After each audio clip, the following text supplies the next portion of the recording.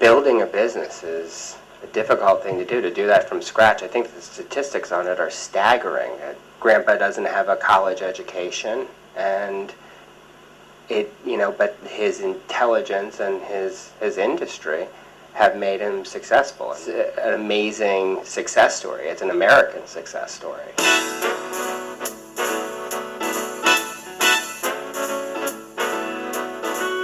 My grandfather was a photographer in the 1890s. He went with a horse and buggy through Austria, Hungary, and he took pictures. He had 10 children, 7 of which became photographers also. Very successful royal photographers there. The family business was, in fact, a drugstore, except in Europe, don't sell drugs in a drugstore. So we had everything but no aspirin. And it was established by my great-grandfather, Nathan.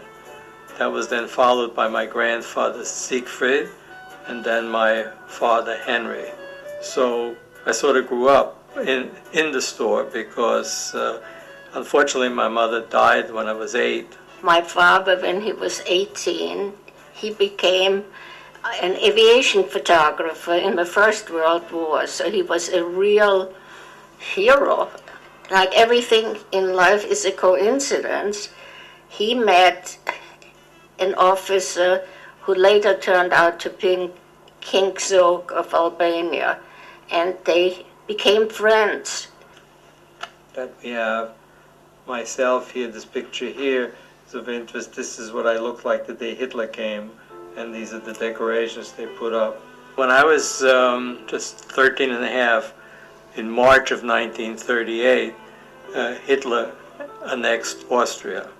Hitler actually came down that day from the railroad station in his Mercedes, directly passing our store. In May of 1938, they started to arrest most of the Jewish men for no particular reason, my father included, and he wound up in Dachau.